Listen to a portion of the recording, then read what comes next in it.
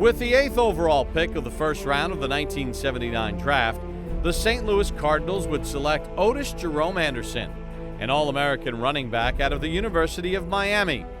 Miami wasn't on the map, and nobody knew about my ability. And I wanted to prove to everybody that me being number one, when there were more players who had better stats than me from bigger schools, I knew of them, but they knew of me. So I wanted the whole world to know that Miami had a good program and that I was just as good as everybody else. O.J. would have an amazing debut season with the Cardinals, rushing for over 1,600 yards, and his phenomenal performance earned him a Pro Bowl selection, along with the Rookie of the Year honors in 1979. You're a top running back in the NFL. The Giants and the Cardinals are in the same division at the time, so you get a chance to play against this team. What were your thoughts when you used to have to play against the Giant defense? Well, I was always aware of where Harry Carson was. He was the nucleus of that defense, and everything we did was predicated on how Harry lined up. So we geared plays to start toward Harry, front side, and gave him the ability to cut back. So it was just a great match for me, and it was always intimidating to play the Giants because they was one of the most physical teams during that era, and I didn't like getting hit. All right, so listen, the Cardinals aren't having success. Did you have any inkling in '86 that you were going to get traded to the Giants of all places? Never in my blue moon would you think that you would trade a running back that had played in the same division to your opponent. We had just played them, and walking off the field, Jim Burt, who played with me at Miami, comes over and says, "How would you like to be a Giant?" And I say to Jim Burke, you know, I call him Virgil. Virgil, me, traded to the Giants, same division, that's not going to happen. He said, "What if?" I said, "Look, Virgil, if the Giants is willing to bring me here, I'll be more than happy to play for them. I think I would love to." I said, "But it's not going to happen. A franchise. You can't trade your franchise away." That's what I thought. And after St. Louis lost to drop to 0-5 in 1986, O.J. would be excused from Cardinals practice to answer a phone call, and he couldn't believe his ears when he received the news that he was joining Big Blue. The phone rang and Bill Parcells was on the phone. And I answered the phone and said, "Hello," and he said, "Hey kid, this is Coach Parcells." And I thought it was a joke. On the air, I clicked on the phone. Hey, Bill calling me. Guy's a good joke. I'm telling everybody, it's a great joke, guys. You could got guys playing around. He called back, and you know, it was Bill. And he said, "Welcome to the Giants." He said, "Can you get here today?" I said, "No, probably tomorrow." He said, "Okay, first thing tomorrow, we got everything set up for you, and we're looking forward to seeing you the next day." Now, the Giants have Joe Morris, who's coming off a great year in '85, and he's having another good year in '86. When the excitement of knowing that you're coming to the Giants wears off, do you say to yourself, and do you ask Parcells, what am I supposed to do? When Bill brought me here, one thing he said to me, he said, "Look, you know, we got a pretty fine running back here. We just want to do some things differently. Our fullback position is not as productive as we want. I'm looking for you to do a little fullback work, or you have a problem with that?" I said, "No, Bill." I said, "Whatever." I said, "I don't want to mess up the chemistry here. I just want to be a part of the solution." And that was my whole mindset, was to be Joe's backup. And whatever Joe couldn't do, they needed me to try to do it. I felt I could do it. I didn't feel that I was too far over the hill to not be productive here. I was only 28 years old, and I felt I had a lot of football still left in me. As the season goes on, the team's getting better and better offensively, and it catches up to the defense, because the offense earlier in the year, it started off a little slow. Right. At what point did you get a sense that this team, if they don't get in their own way, we're winning a championship? It was just amazing to see how that whole package came together, how the team started winning and how guys just gel. And I was just totally taken back from that whole chemistry thing, because I mean, I was good with my teammates in St. Louis, but nothing ever happened good for me in that manner, meaning being on a team where that everybody around you were good and everybody around you knew how to win. Tell me about the Super Bowl experience.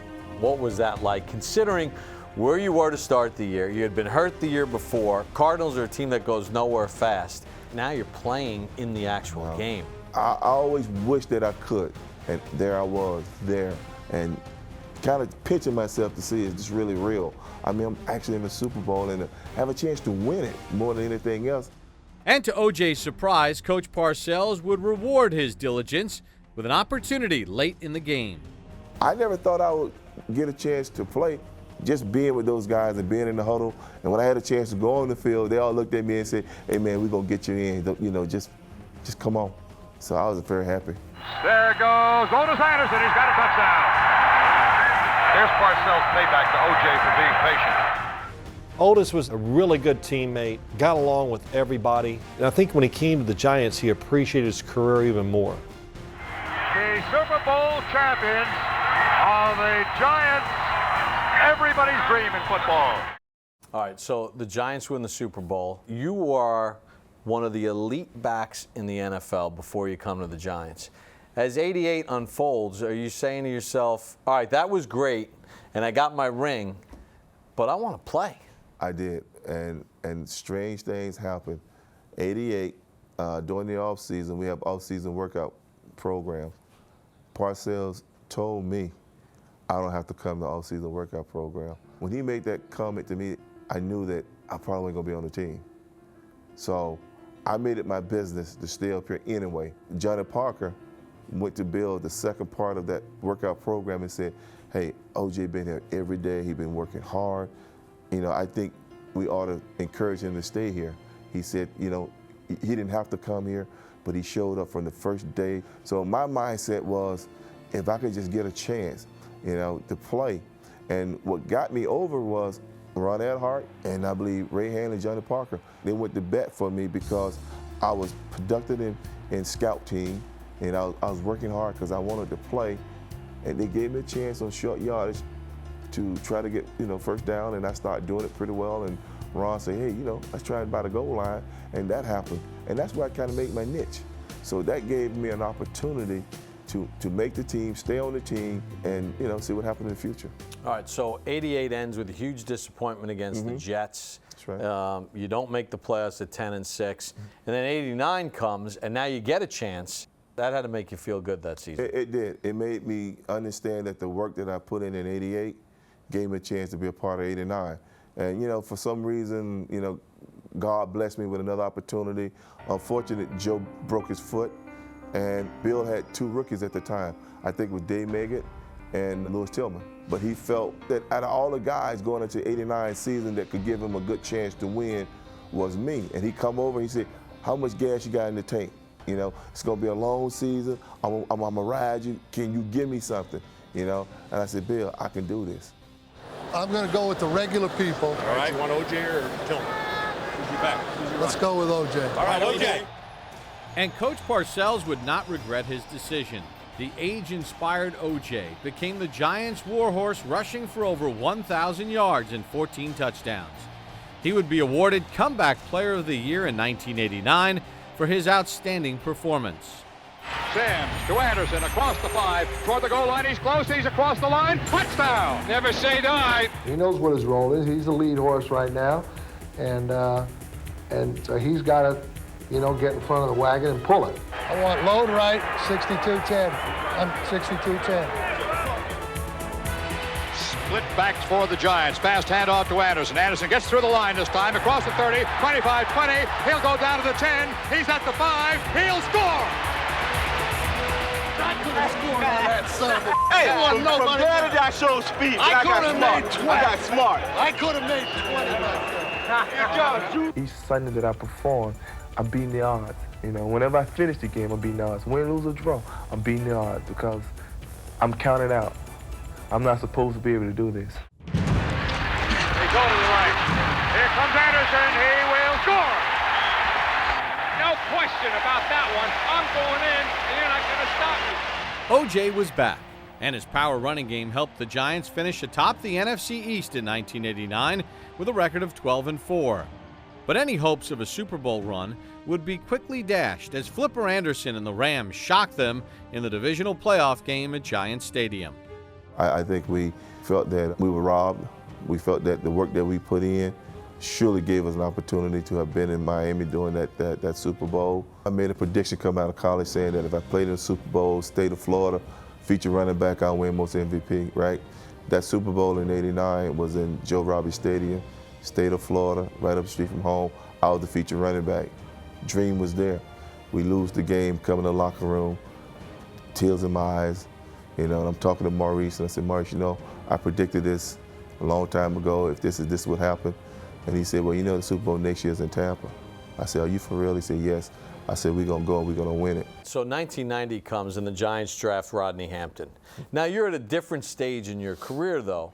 So do you kind of understand where they're going here? Because you know that you don't have 5-6 years left, that you're kind of near the end.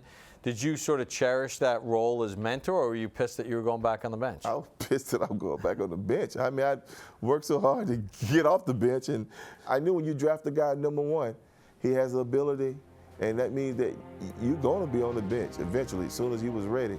So I was kind of hurt a little bit, but then I said, you know what? I can help him be the best he could be. So I took the mentoring role. I call that uncle, daddy, whatever you want to call it. He just taught me the little things, you know, how to get prepared for the game and stay warm, stay loose. So OJ meant a lot to me. With Otis and Rodney sharing the backfield duties, the Giants would storm out to a record of 10-0 in 1990. Phil Simms would go down with an injury in Week 15, and backup Jeff Hostetler stepped in at quarterback for the remainder of the season. Rodney Hampton had taken over as the Giants' starting running back, but in the NFC divisional playoff game at home, OJ would be surprised to once again have his number called by Coach Parcells. I go back and I think about the mistake I made when I put on the wrong pants. Everybody talk about my pants. I put on the wrong pants. I had to practice pants on, and when I realized I got taped up and I knew Hampton was going to be the starter, and I knew I wasn't going to play, so it didn't matter about what I had on. So I'm sitting back going, you know, piece of cake. Rodney get hurt, he comes over and he tells me first. He said, something wrong with my leg. I'm like, what do you mean something wrong with your leg? He said, you know, my shin is, you know, it's bothering me. He said, it hurts real bad. And then I heard him say, you know, Rodney broke his shin bone. He got broken. I'm like, what do you mean he broke his leg? He said, yeah, his leg is broken. So Ray tells Bill right away, Rodney is out. Bill says, give me OJ. I'm going, what? Me? I got on the wrong pants. That's the first thing that came to my mind. I'm not dressed right. I'm getting ready to go into a Chicago Bear game where we need to win. I said, holy jeepers. I said, well, let's go. So I go out there in the first play. I think I get by 8 or 9 yards. And now the adrenaline is flowing. I'm back in the flow of the game. I'm feeling good. I feel like I can do this now. You know, Haas was out there. We were old stablemates because we was on the second team. So we like buddies, man. And we like, hey, let's go do this. With OJ and Hostetler leading the way, the Giants would dominate the Bears, beating them 31-3 and advancing to the NFC Championship game. They said the Giants were dead. Hey, they said the Giants were dead. Hey, I don't understand them. They stuck a fork in us and said we were done. Hey, San Francisco, they're back. We're back. They're back. And the superstitious Coach Parcells would have a clear message for OJ. Bill called me to the front of the plane. He said, do I have to tell you? I said, what do you mean? He said, do I have to tell you? I said, what? He said, freaking, you better wear those pants. As fate would have it, in San Francisco, OJ and the Giants found themselves once again on the doorstep to the Super Bowl. I told Mark Ingman when we lined up for the field goal, I said, don't worry about it, man. It's destiny. It's my destiny. It's going to happen. We're going to make this field goal, and we're going to Tampa. Giants are trailing by a point. All depends on Matt Barr. Fans are on their feet and screaming. Snap, spot. Kick is away. It's got the distance. It is good. Good. And the Giants are going to Tampa Bay. It's over for the Three Pinks. It's over. At Super Bowl XXV in Tampa, Big Blue would face the high-octane Buffalo Bills and their K-gun offense. But the Giants coaching staff would have their own plan of attack. I remember Ron Erhardt come over and sit down next to me. He said, we're going to run you. I need you to give me all you got. We're going to just wear them down. So let's just go ram the ball up there, gigi, you know. And that's what our plan was. Whenever you see highlights of Super Bowl XXV, they got you in slow-mo and you're delivering the uppercut. Where'd that come from? You know, I'm trying to figure out how can I make you think about how to hit me. All game long, Kessel and I kept running to each other. And when I would collide with him, I would hear him go, oh. So I'm like, okay. So I figured if I could intimidate him thinking that I was going to really try to tear his head off, that he would think about how to tackle me. And look at Otis Anderson throw the uppercut. He looked like Muhammad Ali winding up, hopped in with that stiff arm. and it kind of worked. And I did get a good shot on him too. That was really good. How important, though, was it to finish that drive with a touchdown? We knew we needed to. We knew that after what we did clockwise, we needed to make sure that we got a touchdown. Giants on the 1.5-yard line. O.J. touchdown! What a player he has been for the Giants. All right, so, Buffalo and Thurman Thomas is unbelievable in the game. Unbelievable, yes. I mean, he could have won the MVP easily. No doubt. Everson Walls makes a big tackle, forces the long field goal. Now, you said in San Francisco as Barr's lining up to kick, hey, it's my destiny. We're going to the Super Bowl. Did you feel as confident that Norwood would miss? I did. I really did, because I knew it was my destiny. I just knew that I didn't come this far for it to end like this. Oh boy, hearts beat faster in Buffalo. High drama here in the Super Bowl. Here comes number 11, Scott Norwood. Incredible. What a fine game. What an absolutely fine game. The Super Bowl will ride on the right foot of Norwood. Snap, spot, in the air. It's got the distance. It is. And then I heard guys jump and say, he missed, he missed.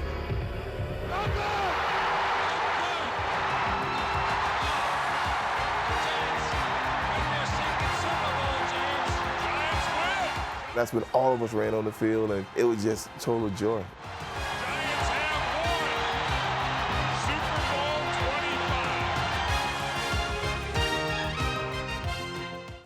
Yeah, Otis Anderson will end up his career. Yes, the most valuable player. It was a perfect ending. When they told me that I was the most valuable player, you couldn't have scripted better than that. My career had turned around, and everything that I wished for, everything that I thought I could have done in football, it all came together. It's part of history now. O.J. would retire from the Giants at the end of the 1992 season. The two-time Pro Bowler is one of only 31 running backs to have surpassed over 10,000 career rushing yards. And he ranks 30th on the NFL's all-time rushing list with 10,273 yards. He is still, to this day, the Cardinals' all-time leading rusher as well. But O.J. is a Giant forever, and he'll never forget the words of Big Blue's beloved patriarch, Wellington Mara. Once a Giant, always a Giant. It means that you're never out of the family. What a night to welcome in the Ring of Honor class of 2022. I'm Bob Papa, so let's get to it right away. He is a two-time Super Bowl champion with Big Blue, an MVP of Super Bowl XXV against the Bills. A big welcome to Otis O.J. Anderson. Bleed blue through and through. You cut any of us right now, you ain't getting red, you're getting blue.